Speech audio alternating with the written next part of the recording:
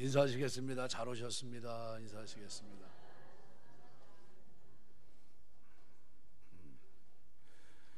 하나님이 찾으시는 보배라고 하는 말씀의 제목을 가지고 잠깐 생각하면서 은혜를 나누려고 합니다. 누가복음 10장에 보면 선한 사마리아 사람의 비유가 있는데 일을 하러 갑니다. 요즘으로 말하면 사업가죠. 사업하시는 분이 사마리아 사람이 사업을 하시는데 먼 곳으로 가다가 강도를 만납니다. 강도 만난 사람이 쓰러져 있는 걸 봐요. 가만 놔두면 죽게 싶었다 싶어서 포도주도 붓고 상처도 싸매주고 그 다음에 주막에 데려가서 좀 부탁을 합니다. 내가 지금 사업차 가고 있는데 갔다 오다가 이 사람에게 이제 좀 나머지 약한 부분들이 다 케어될 때까지 들어가는 부비는 내가 줄 테니까 좀 돌봐주십시오 하고 떠나갑니다. 그리고 돌아와서 그 사람에게 필요한 것들을 다 채워줬겠죠. 만약 그 사마리아 사람이 그 강도 만난 사람, 케어대가 된 사람, 그 사람을 붙잡고서 예수 믿으십시오 그러면 예수 믿을까요? 안 믿을까요? 성경에 없는 얘기입니다. 제가 볼 때는 믿을 것 같아요. 왜냐하면 아무도 자기에게 관심을 갖지 않고 자기는 죽어가고 있었는데, 그런데 이 사람이 자기를 살려줬고 생명의 의인 아닙니까? 그 의인이 예수 믿으라고 하면 아마 예수 믿을 것 같습니다. 그래서 예수님은 그 비유를 통해서 가서 너도 이와 같이 하라 이렇게 얘기해요. 근데 하나님은 우리가 이 땅에 살면서 자기 일에 충실한 사람이 되길 원하십니다. 학생은 공부하는 데 최선을 다해야 돼요. 그 학생 공부하는 그 시간에 딴 데 자꾸 관심을 두면 안 됩니다. 최선을 다해서 공부해야 되고요. 직장인은 직장에서 인정받는 사람이 돼야 됩니다. 만약에 주의를 해야 되는데 종 땡치면 퇴근하는 사람이 돼서는 안 됩니다. 좀 남아서라도 자기 몫을 충분히 해야 되고요. 남들이 봐도 저 사람 맡긴 일에 최선을 다하는 사람이거나 인정을 받아야 됩니다. 그 인정받은 그걸 가지고 어떻게 써야 됩니까? 약한 자를 돌아보는 데 쓰셔야 됩니다. 오늘 누가복음 14장에서부터 16장까지에는 5가지 비유가 쭉 나오는데요. 처음에 예수님께서 하나님 나라의 잔치를 시작할 때는 바리새인 서기관들이 누가 봐도 저 사람들이 거기에 갈 사람들이다 생각을 했습니다. 근데 정작 그 사람들은 초청을 거부합니다. 나는 이런 이유 때문에 저런 이유 때문에 못 갑니다. 그 사람들은 초청해서 제외가 돼요. 그랬더니 기분 나쁜 주인이 이렇게 얘기합니다. 빨리 길가에 가서 가난한 자들, 소외된 사람들을 데리고 오라는 거예요. 그들로 내 잔치에 참여하게 하라는 겁니다. 잔치에 참여하는 이 사람들의 면면을 보면 소외된 사람들입니다. 소외된 사람들. 대부분 무슨 문제가 있는 사람들입니다. 누군가 좀 돌아봐줘야 될 그런 사람들이죠. 근데 오늘 본문의 15장 1절 2절을 보면 이렇게 말합니다. 모든 세리와 죄인들이 말씀을 들으러 가까이 나오니. 누가 들으러 나왔다고요? 바리새인 서기관들이 예수님 앞에 말씀을 들으러 나오는 것이 아니라 세리와 죄인들이 말씀을 들으러 나옵니다. 들으러 나왔더니 정작 청함을 거절했던 바리새인 서기관들이 수군거리며 말합니다. 이 사람이 죄인을 영접하는도다. 그랬어요. 영접한다. 음식을 같이 먹는다는 거죠. 영접한다는 이 단어는요, 그냥 대충 그냥 맞이했다 이런 표현이 아닙니다. 어떤 사람의 가치를 인정하고 긴밀한 관계를 맺는다는 뜻이에요. 로마서 16장 2절 같은 말씀에 보시면 너희는 주 안에서 성도들의 합당한 예절로 그를 영접하고 무엇이든지 그에게 소용되는 바를 도와주라. 그 사람의 가치를 인정하고 긴밀한 관계를 갖는 그런 의미에서 영접하고라는 단어가 쓰입니다. 영접하는 자 곧 그 이름을 믿는 자들에게 하나님의 자녀가 되는 권세를 주셨다고 했잖아요. 그 영접이라는 의미는 그렇게 좀 넓은 의미가 있습니다. 빌립보서 2장 29절 보면 이러므로 너희가 주 안에서 모든 기쁨으로 그를 영접하고 그 사람의 가치를 인정하고 관계를 갖는다는 뜻입니다. 이 단어는 그래서 도움을 얻기 위해 또는 존경하기 때문에 맞아들이는 적극적인 의미가 있어요. 그런데 예수님께서 바리새인과 서기관들을 영접하고 계십니다. 어떻게 해요? 귀중하게 여겼다는 겁니다. 가치를 인정해 줬다는 것이고요, 그들과 긴밀한 관계를 맺고 싶었던 겁니다. 그리고 그들의 가치를 오늘 본문에서 15장, 16장 5가지 비유에서 설명해 주고 있어요. 얼마나 큰 가치가 있는 사람들인가. 사실 바리새인 서기관들은 예수님께서 그들과 함께 식사하는 것 자체가, 영접하는 것, 함께 식탁을 누리고 있는 것 자체가 보기 싫었어요. 그들은 죄인들을 죄인으로 대우하기를 원했던 거죠. 유대인에게 있어서 함께 식사하는 행위는 동류가 됐다는 겁니다.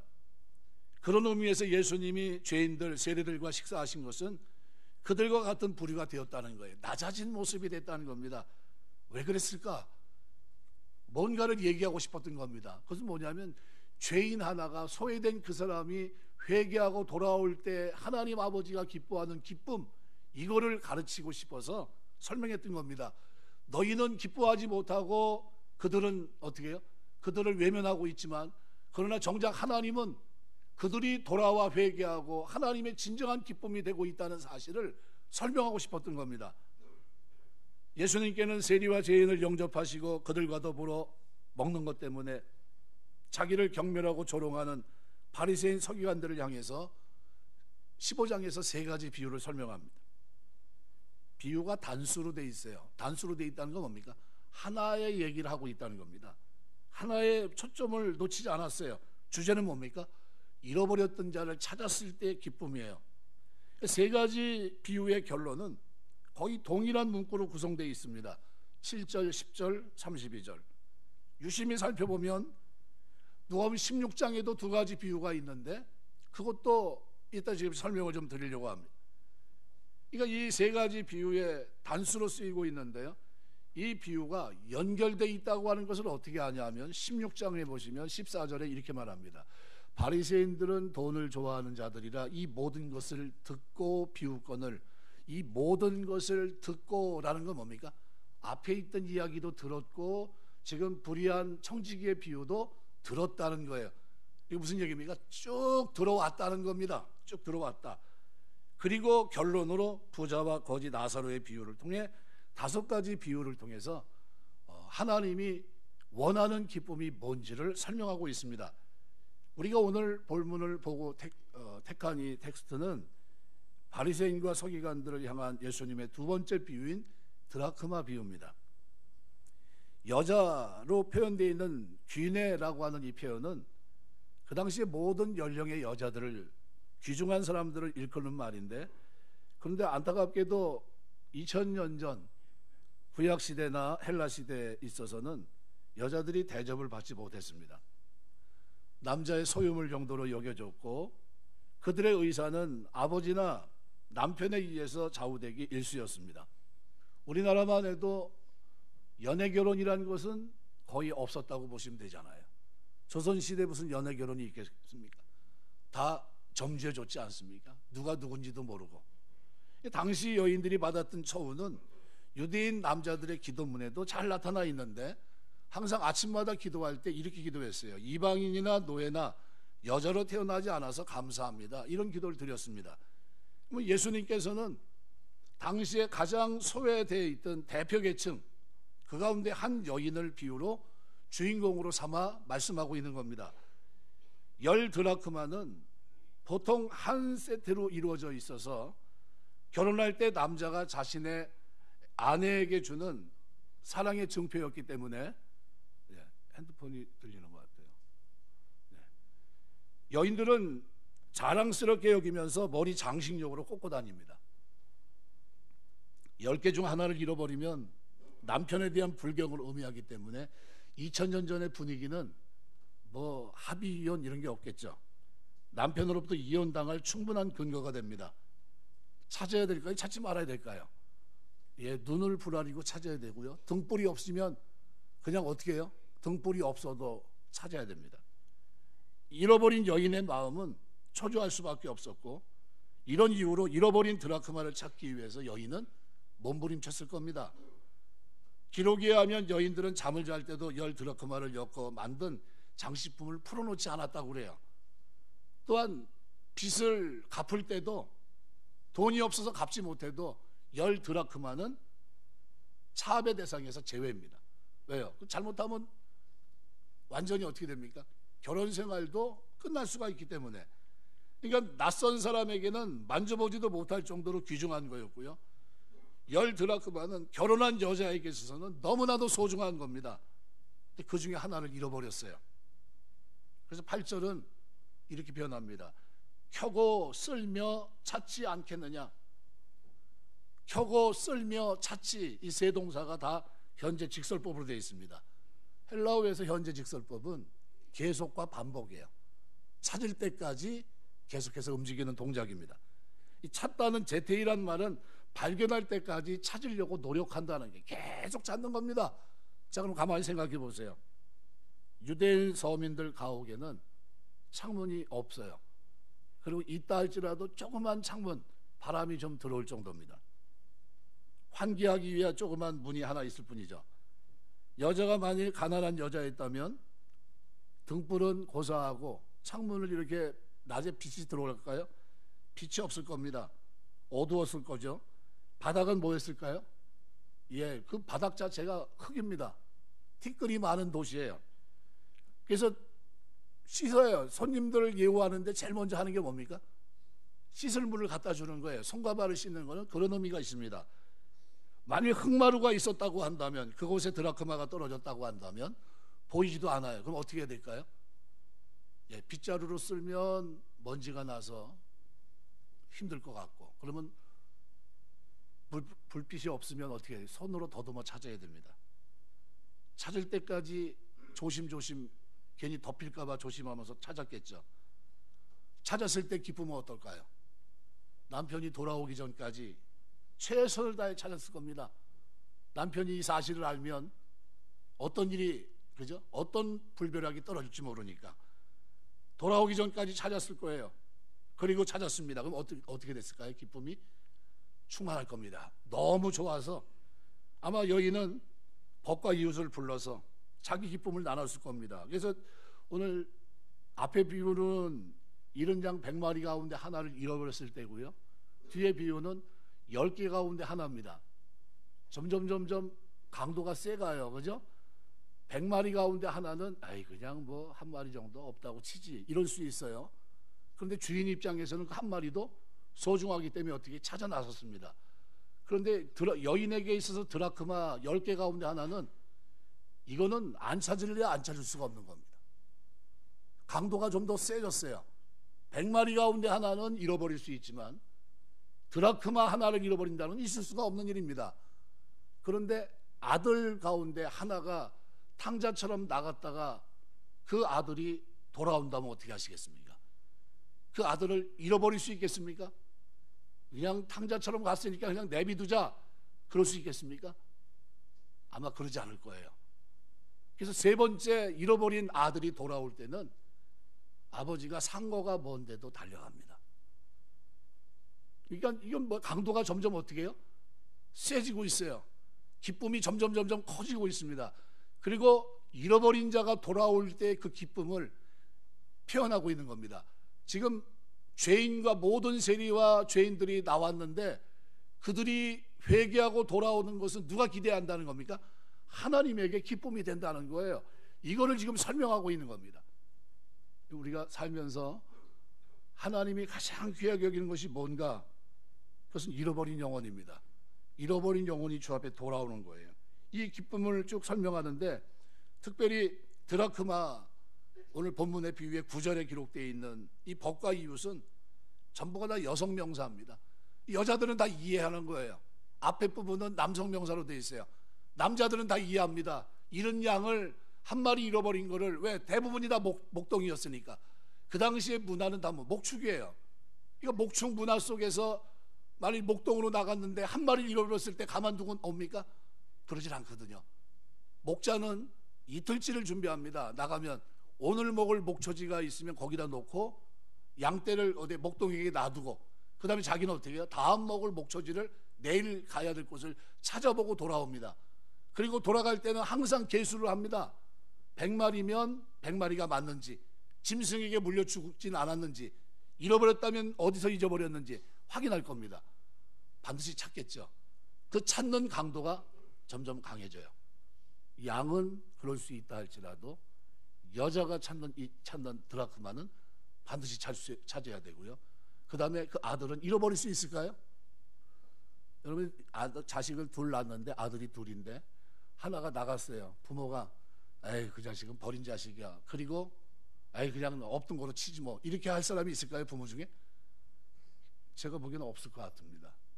어떤 일이 있어도 그 안위에 대해 궁금할 겁니다. 어떻게 됐을까? 이 아들이 내 번개를 나눠줘가지고 그걸 가지고 화랑방탕하게 썼는데 들리는 소문이 안 좋게 들리는데 이놈이 밥은 먹고 있는지, 이놈이 생각은 어떻게 하고 있는지 늘 관심이 어디 있을까요? 부모 관심은 자식이 가 있을 겁니다.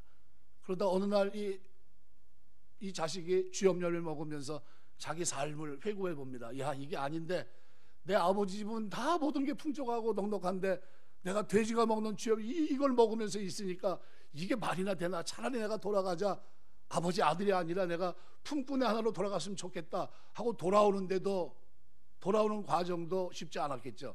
돌이켰는데 문제는 뭐가 있습니까? 만일 그가 누군가 그를 알아본다면 그럼 돌에 맞아 죽는 겁니다. 그 공동체가 내 아들이 술에 잠긴 자라 하면 어떻게 해요?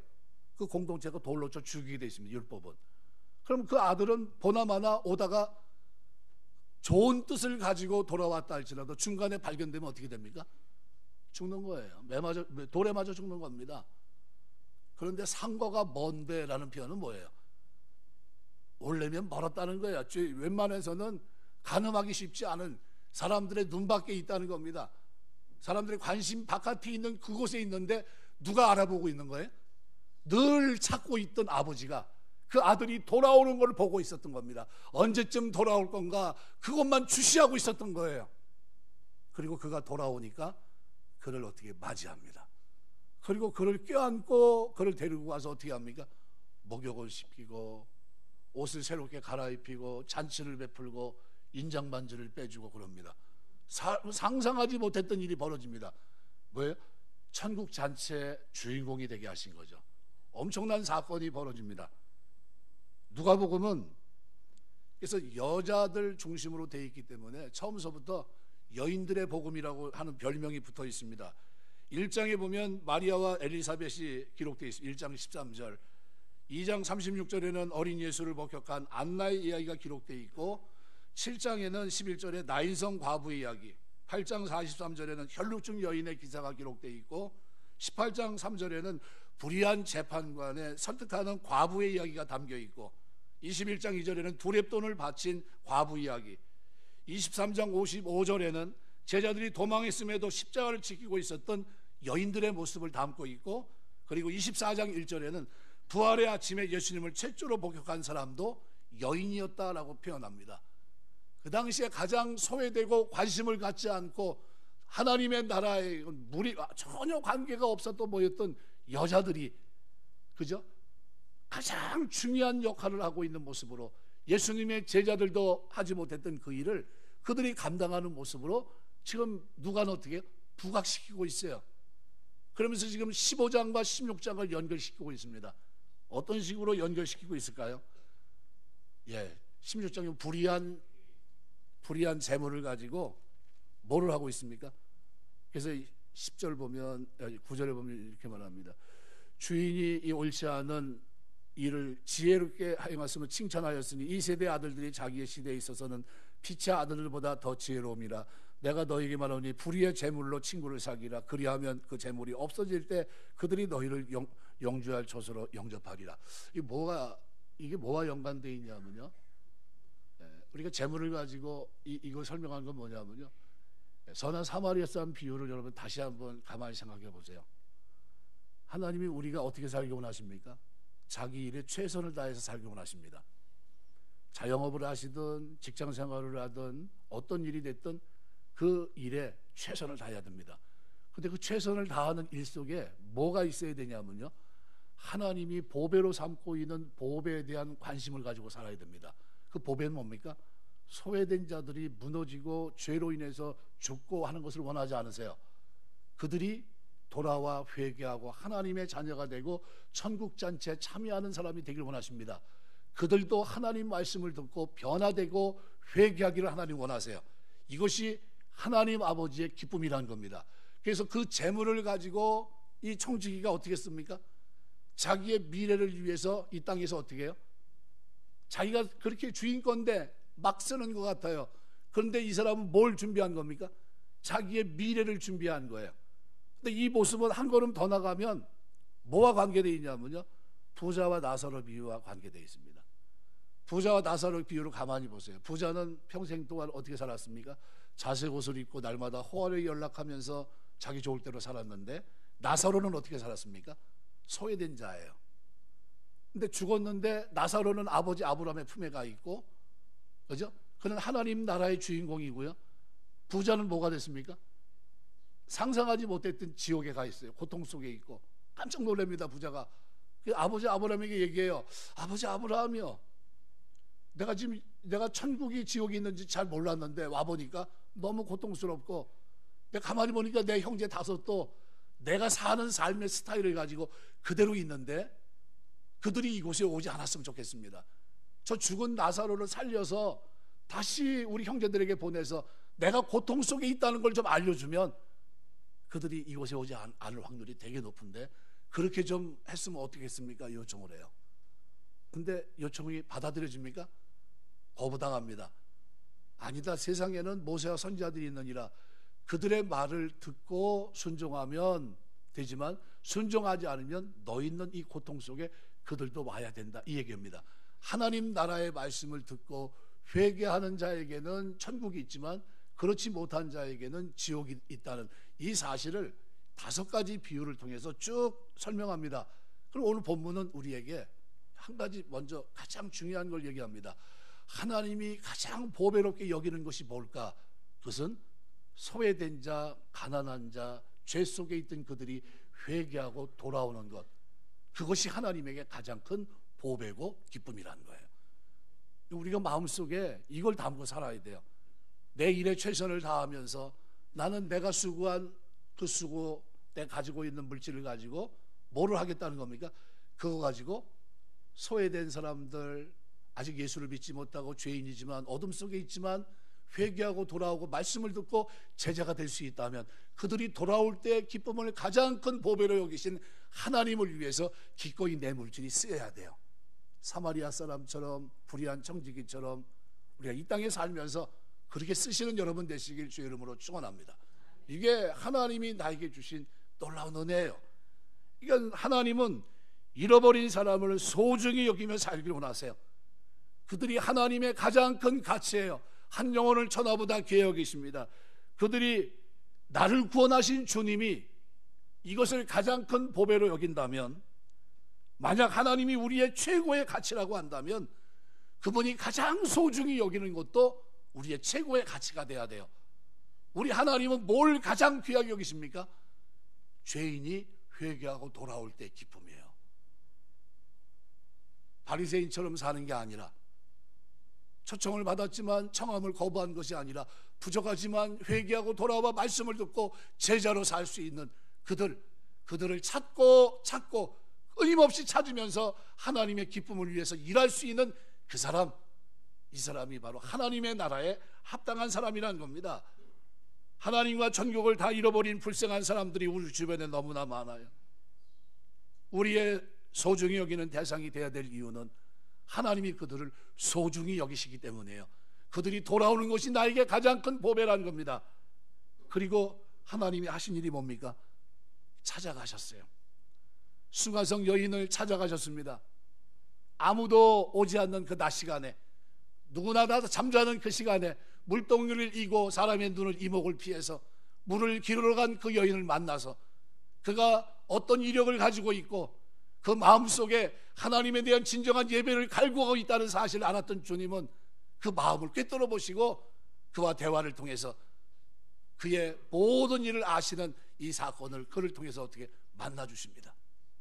그리고 그가 그리스도를 만나요. 찾아오신 예수님을 만납니다. 그리고 그가 물동이를 집어 던져요. 그리고 그 기쁨에 동참합니다. 하나님이 나를 찾아오셨다고. 하나님이 죄인 내 마음속에 있는 이 속마음을 꿰뚫어 보시고 내가 진정으로 신령과 진정으로 예배할 수 있는 이 예배자로 이 땅을 살 수 있는 이 길을 하나님이 열어주셨다고. 이 기쁨을, 나에 대한 모든 것을 말하는 이분을 와서 보라 하면서 가서 전하기 시작해요. 누가 찾아오셨다고요? 그리스도가 찾아오셨다는 겁니다. 이거를 전하기 시작합니다. 오늘 세 가지 비유 속에는 보배를 찾는 하나님의 열정이 담겨 있습니다. 양을 잃어버린 목자는 그 잃어버린 것을 찾아내기까지 찾아다닙니다. 결코 잃어버릴 수 없다는 겁니다. 드라크마를 잃은 여인은 등불이 있고 없고 상관없이 집을 쓸며 찾을 때까지 부지런히 찾습니다. 시간은 한정돼 있어요. 남편이 오기 전까지 반드시 이것을 찾아야 될 텐데 애타는 마음을 가지고 찾습니다. 잃어버린 아들의 경우도 아버지는 늘 사랑의 눈으로 열심히 거리를 살펴보고 있습니다.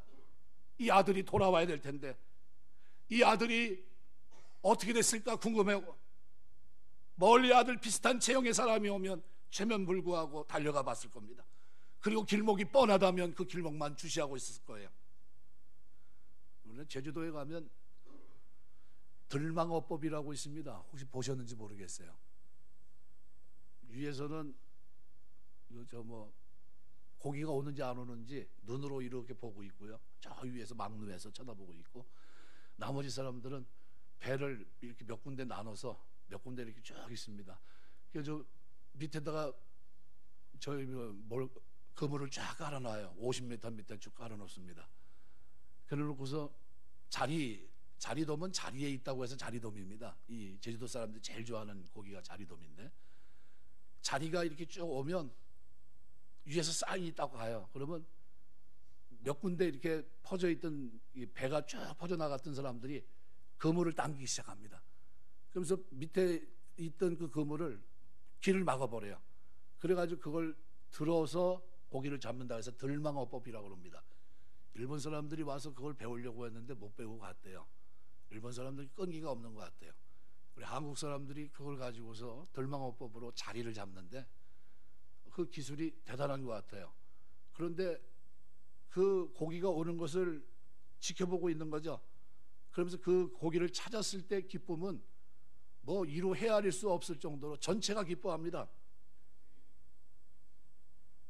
세 가지 비유는 소중한 것을 잃어버리고 그냥 슬퍼만 하고 있는 것이 아니라 찾기 위해서 실제로 어떻게 해요? 뭔가 했던 겁니다. 누가복음 19장 10절에 보면 예수님이 이 땅에 오신 사명 선언문이라고 할 수 있는 선언문이 기록되어 있습니다. 인자가 온 것은 잃어버린 자를 뭐 한다고요? 찾아 구원하려 합니다.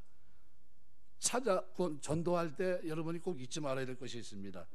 한번 따라서 한번 하겠습니다. 나가면 있고 안 나가면 없다. 찾아가면 있고 찾아가지 않으면 아무것도 없습니다.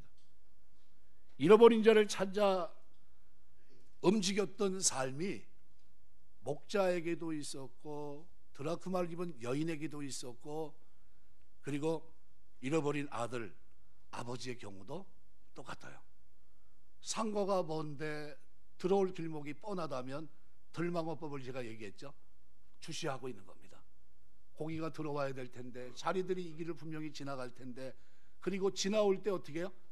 정확하게 사인이 들어올려 사인이 딱 들어가면 전체가 다 그물을 당기기 시작합니다. 마찬가지예요. 예수 믿은 다음부터 우리가 해야 될 일이 있습니다. 예수님의 마음, 예수님의 기쁨을 가지고 이 땅을 살아내는 거예요. 그래서 탕자의 비유에서 첫째 아들은 누굴 상징합니까? 바리새인 서기관들을 상징해요. 기뻐해야 되는데 기뻐하지 않습니다. 돌아오는 그들은 어떻게 배타적으로 가지고 있어요. 저들은 돌아오면 안 된다는 거예요. 저들과의 금을 확실히 거놨습니다. 나는 거룩하고 나는 경건하고 나는 죄 가운데 살지 않고 있다는 거예요. 600열세 율법을 가지고 살고 있다는 겁니다. 근데 하나님은 뭐라고 얘기합니까? 너희에게는 왜 이 기쁨이 없냐는 거예요. 내가 진짜 원하는 이 보배가 돌아오는 기쁨이 너에게 있어야 되는데 너 왜 기뻐하지 못하냐는 거죠. 우리가 교회 생활을 하면서, 교회를 출입하면서 이 기쁨이 사라지면 안 돼요. 어떤 기쁨입니까? 예수를 알지 못했던 사람이 돌아올 때의 기쁨이에요. 죄인 하나가 회개하고 돌아와서 말씀을 듣고 제자가 되는 기쁨입니다. 여러분, 이 기쁨이 교회가 누릴 수 있는 최고의 기쁨이고요, 이것이 하나님이 누리고 싶었던 기쁨이에요. 그렇다면 우리의 앞으로의 삶 속에 뭐가 있어야 될까요? 선한 사마리아 사람처럼 삶에 찾아가는 모습이 있어야 돼. 찾아가는 모습. 전도는 가만히 있는 겁니까? 아니면 움직이는 겁니까? 예, 움직이는 거예요. 찾아가는 겁니다. 요즘은 우리나라가 배달의 민족이라고 하는데 배달의 민족을 이상하게 쓰더라고요. 배달을 잘하는 민족이라고 이렇게 또 얘기하는 사람이 있더라고요. 예. 근데 배달은 지금 우리나라 문화입니다. 그죠? 문화인데 외국에는 없는 문화예요. 배달 안 합니다. 근데 한국 사람이 가는 곳에는 배달의 문화가 이제 조금씩 스며들어간 것 같아요. 우리가 살면서 해야 될 여러 가지가 있겠지만요, 그 가운데 전도는 반드시 해야 될 일입니다. 찾아가서 하나님의 기쁨을 나눌 수 있도록 해야 된다는 거죠. 우리는 예수 믿은 다음에 불신자와 단절, 예수 믿지 않는 친구들과 그리스도인들은 분리를, 이것이 신앙생활 잘하는 걸로 착각을 합니다. 아, 나는 이제 다 끝났어, 이제 안 믿는 친구들하고는 단절이야, 그럽니다. 얼마간은 단절이 필요하겠죠. 하나님의 신앙, 믿음 안에서의 바른 신앙을 견지하고 배우기 위해서는 필요하겠지만, 이것이 어느 정도 신앙이 성숙하게 되면 누구의 기쁨이요? 철들은 아이처럼 아버지, 부모님의 기쁨이 나의 기쁨이 돼야 돼요. 부모님의 기쁨은 어디 있습니까? 죄인이 회개하고 돌아오는 데 있어요. 그러면 자녀들의 기쁨은 어디 있어야 될까요? 보배처럼 여기는 그 일에 우리의 기쁨이 있어야 된다는 겁니다. 우리의 분리는 영적, 윤리적인 것이지 지리적이거나 물리적인 것이 돼서는 안 됩니다. 이런 잘못된 개념으로 인해서 예수를 오래 믿은 사람일수록 자기 주변에 예수 안 믿는 사람이 하나도 없어요. 아주 깔끔하게 정리합니다. 내가 언제 정리하라고 그래? 교회 나오면 정리하십시오 얘기를 안 했는데도 알아서 정리하세요. 알아서. 가만히 생각해 보세요. 정리가 됐습니까? 안 됐습니까? 아무도 없어요. 찾아가는 몰라요. 그럽니다. 전화번호 바뀐 지 오래됩니다. 이렇게 얘기해요. 저는 늘 얘기하지만요, 여러분이 절기 때는 뭐 해야 된다고 그랬습니까? 절기 때는 여러분 친구들, 세상에 안 믿는 친구들 불러서 뭐 해야 됩니까? 한 턱씩 내야 돼요. 야, 내가 예수 믿어보니까 좋더라, 하나님 은혜가 이런 거구나 하는 걸 내가 요즘 세상 깨닫는다. 그러면서 어떻게 해요? 금년 한 해 살니까 참 내가 감사한 일이 많은데 이걸 누구와 나눌까 생각해 보니까 너희들이 생각나서 내가 밥이라도 함께 살려고 불렀다. 자, 오늘 내가 사니까 기분 좋게 먹고 그래 즐겼으면 좋겠다, 이렇게 얘기하고 밥을 사는 겁니다. 그 친구들이 그렇게, 아, 하나님이 뭔데 저 친구가 뭐 때마다요? 뭔지는 모르지만 때가 되면 불러가지고 뭐 하고 있어요? 밥 사주고 있는 겁니다. 근데 밥 사준다고 그래가지고 뭐 허름하게 뭐 그런 데 가지 마시고, 이왕 사주는 거 좀 이렇게 귀한 거 사주냐고 그러면서 그런 데 좀 가서 좀 사주면 좋을 것 같아요. 그럼 먹으면서 뭐라 그럴까요? 야, 다음에 또 사주는 거냐? 다음에 또 사줄게. 내가 하나님 기도해서 내가 수고한 일에 하나님이 잘 되게 하면 내가 너희를 위해서 내가 또 제공한다. 이러면 받는 사람 입장에서 뭘까요? 도대체 하나님이 뭔데 쟤를 저렇게 변화시켜가지고 저놈이 절대로 안 쓰는 놈인데 저기 교회 가더니 달라졌네, 저기 어떻게 변했지, 왜 변했지? 궁금할 거 아닙니까? 그래서 교회 나오게 하셔야 돼요. 그렇게 해서라도. 여러분, 그 일에 쓰임받는 여러분 되시기 주의 이름으로 축원합니다. 그래서 빌 하일베스 목사님은 사랑하면 전도합니다라는 책에서 이렇게 얘기합니다. 지구상에서 가장 그리스도인다는 그리스도인은 믿지 않은 사람들에게 다가가지 않으면 전도 열매를 맺을 수 없다는 사실이다 그랬어요.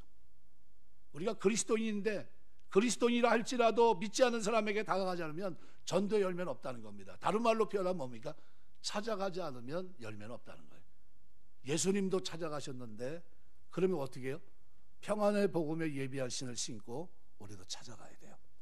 금년 한 해 예수 믿지 않는 사람들 찾아가서 주께 인도하는 일에 쓰임받게 되시길 주의 이름으로 축원합니다. 하나님은 이 기쁨을 얘기하고 있어요. 잃어버린 자가 주님의 품으로 돌아올 때 주님은 노래하고 춤을 추실 것입니다. 왜냐하면 그들은 하나님의 보배고 그들을 찾는 것이 하나님의 열정이기 때문입니다. 목자도 여인도 아버지의 기쁨은 하나님의 기쁨을 그대로 드러내주고 있어요. 그래서 빌 하일베스 목사님 이렇게 말합니다.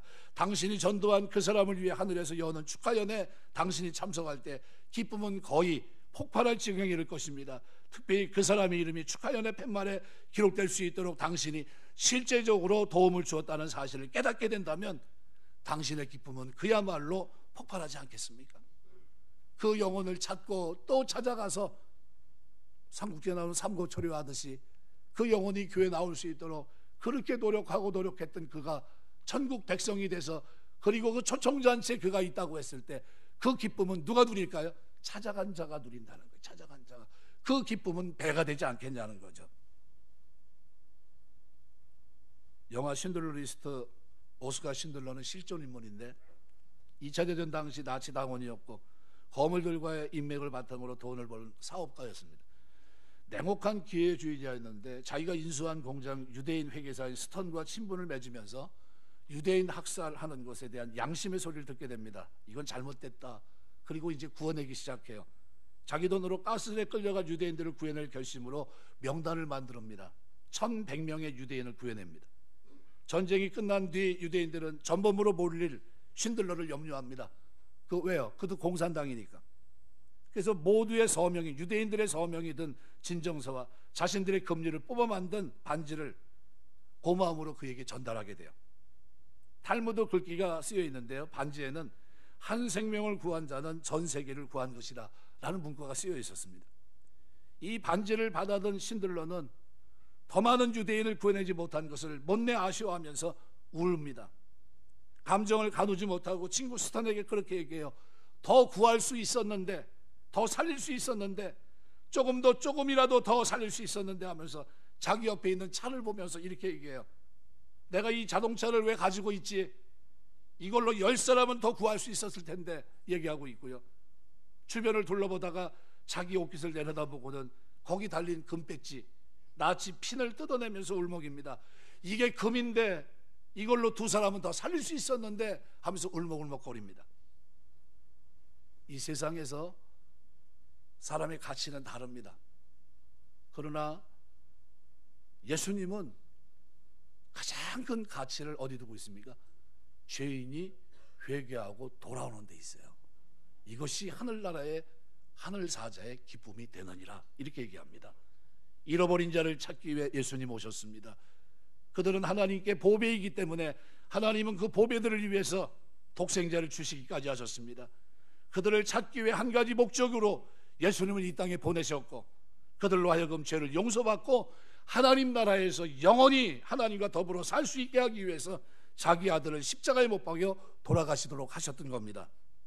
그래서 영국 캠브리지 대학 교수를 지냈던 나니아 연대기를 비롯한 문학작품, 수많은 신학서적을 썼던 20세기 평신도 유명한 신학자 C.S. 루이스가 그렇게 얘기합니다. 한 영혼을 구원하는 것이 세상의 모든 위대한 서사시와 희곡을 짓고 보존하는 것보다 훨씬 중요하다 그랬어요. 이 사람만큼 책을 많이 쓴 사람이 어디 있습니까? 뭐 순전한 기독교서부터 많은 책을 썼어요. 그런데 그렇게 누구보다도 탁월한, 여러분 책 한 권 쓰는 게 쉽습니까? 쉽지 않습니다. 그런데 그렇게 많은 책을 썼고 그렇게 훌륭한 사람인데도 불구하고 그의 가치를 어디에 두고 있습니까? 하나님의 기쁨에 두고 있어요. 한 영혼이 구원받는 이것보다 위대한 것은 없다는 거예요. 말씀을 맺겠습니다. 이번 4월 한 달 저를 하나님께서 잠에서 깨우셨어요. 네. 우리 동기교회 목사 갔다 오면서 누워있는데 이단 교회 누가 예수도 믿지 않는 사람이 거기를 가게 돼가지고 깜짝 놀래가지고 그 여자분이, 중년 여자분이 들어오셨어요. 교회 와서 저 좀 도와달라고. 가고 싶지 않은데 어떻게 해야 됩니까? 자기가 볼 때는 분명히 이단인데 어떻게 해야 제가 빠져나올 수 있냐고 저한테 질문을 하는 거예요. 그래서 다 얘기를 해줬습니다. 이렇게 하라고 얘기를 해주고, 그리고 난 다음에 제 마음속에 조용하게 하나님께서 그렇게 얘기하시는 것 같아요. 야, 너희 교회 앞에서 이런 일이 벌어지고 있는데 너 뭐하고 있냐? 이 음성으로 제 귀에 들려왔어요. 그래서 그날 하나님께 기도하면서, 하나님, 이번 4월 달은 영혼 구원에 대한 열정을 불태우는 날로 제가 이번 4월 달을 사용하겠습니다. 그리고 4주간 전도에 대한 메시지를 가지고 설명하고 있는 겁니다. 지난주 67편 가지고 묵상했고요. 오늘 누가복음 14장서부터 16장까지 기록되어 있는 5가지 비유와 바리새인 서기관과의 그 대화 속에서 우리 주님은 마지막 부자와 나사로 비유를 통해서도 분명히 말씀합니다. 소외됐던 한 사람이 아버지 아브라함의 품에 안겨있는 죄인이 회개하고 돌아서서 하나님 백성이 된 아름다움을 설명해 주고 있습니다. 여러분은 누굽니까? 첫째 아들입니까? 아니면 둘째입니까? 우리는 둘째예요. 우리는 회개하고 주님 앞에 주의 말씀을 듣고 제자가 되고 이제 쫓아가는 둘째입니다. 둘째가 주 앞에 돌아왔을 때는 감사와 감격밖에 없어요. 하나님, 구원받은 것도 감사한데 이제 하나님, 주님이 저들이 돌아오기를 기다리고 찾는다면 그 일에 제가 제 마음속에 뼛속 깊이 새기고 내가 이 땅을 살아나겠습니다. 이런 고백 속에 살아갔던 사람이 C.S. 루이스이고요. 그리고 그 길을 걸어갔던 사람들이 바로 오늘 우리가 돼야 되는 겁니다. 살아가면서 우리 삶의 주변에 아직도 하나님 알지 못하는 그들을 찾고 계신 주님, 그 주님 앞에 그들을 찾아 주 앞에 인도하는 일에 쓰임받는 저와 여러분 다 되시기를 주의 이름으로 축원합니다. 기도하겠습니다.